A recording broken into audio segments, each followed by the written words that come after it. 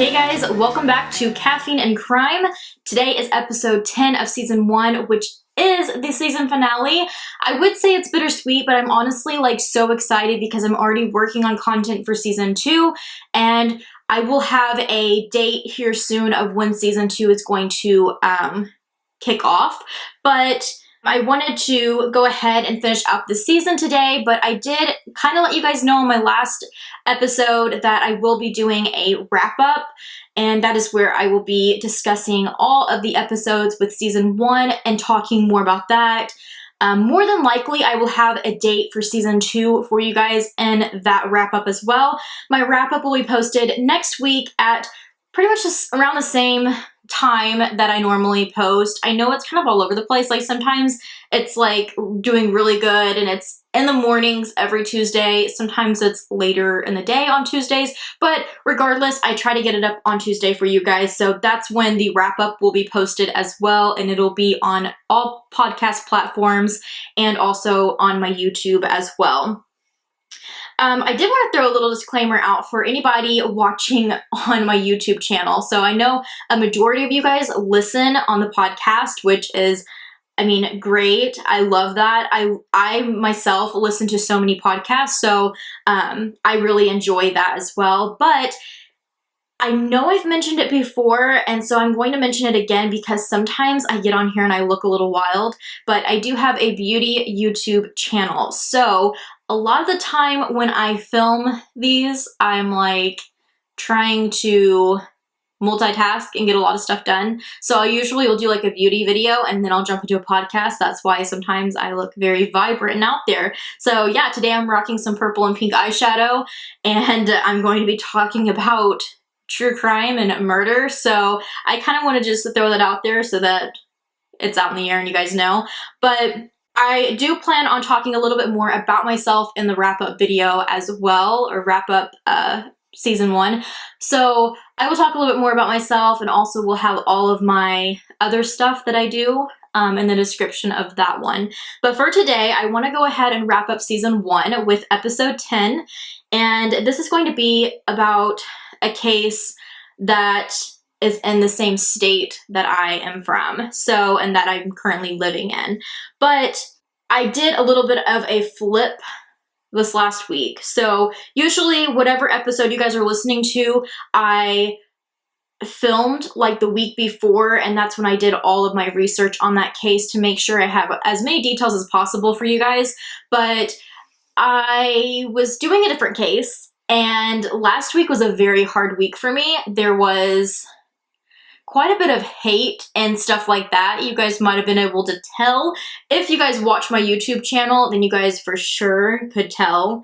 And my little YouTube disclaimer that I put in last week's video that I did not include in the podcast, but I was getting a lot of hate on my YouTube channel for some of the cases, and because of that, I shut down the case that I was going to do for today's episode.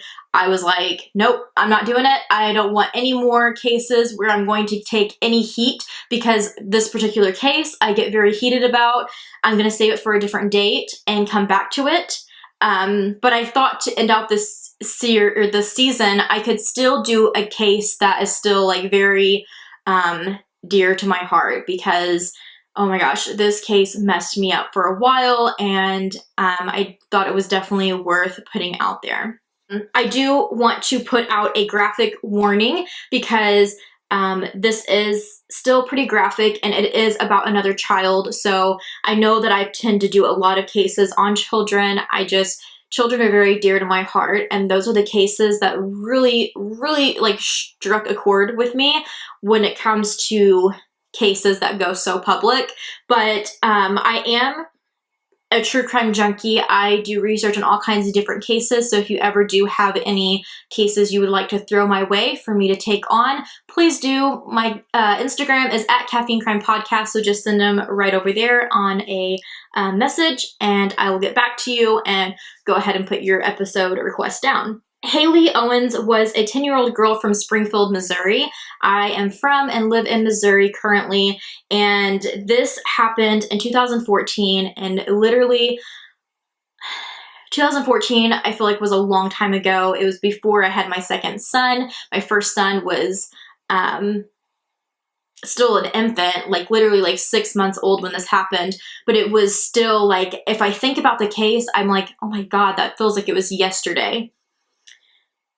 She was very loved by family, friends, and school teachers, and in the community. I mean, her name just literally went all around the community, all through Missouri, and also nationwide. Nancy Grace had a whole segment dedicated to Hailey Owens, so it was definitely like a big thing.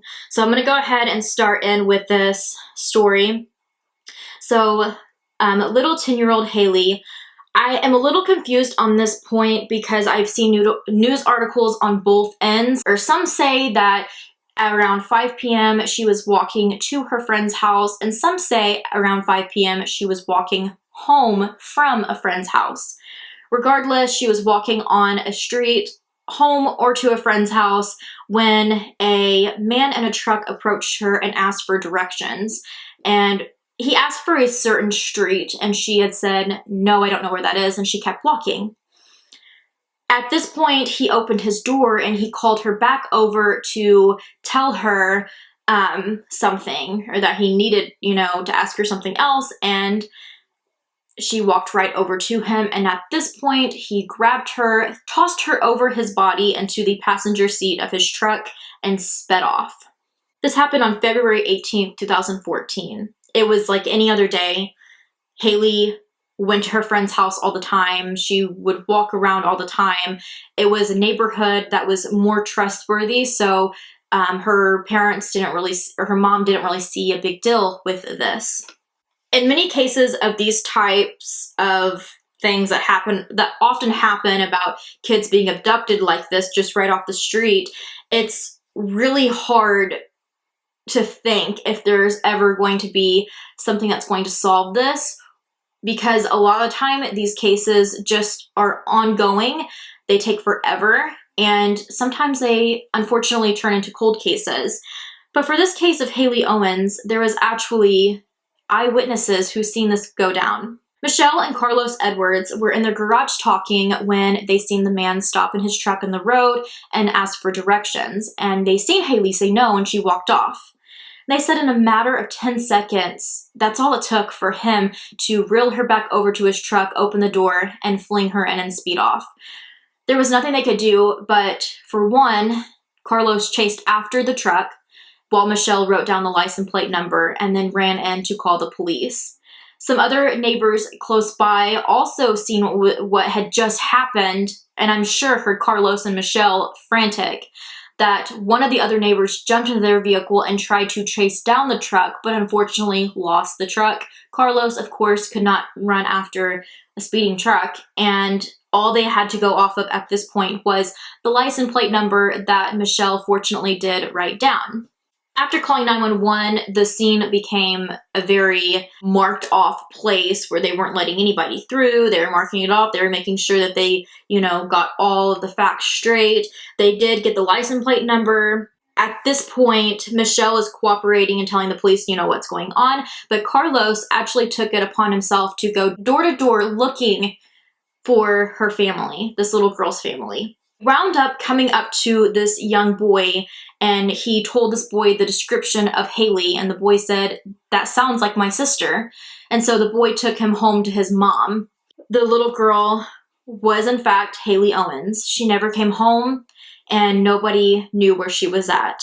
Like I said, the story went nationwide. It was everywhere. And being in Missouri, you couldn't go anywhere without seeing this little girl's face. You couldn't open up your Facebook app without seeing her face.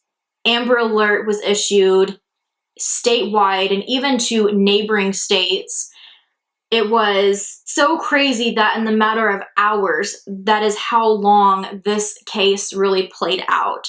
But I want to say in the end, literally the cops did everything, and I was in my opinion, I was really satisfied with how fast they were moving with things. There is more that I want to touch on that I feel like could have actually turned out in the end with Hailey being alive.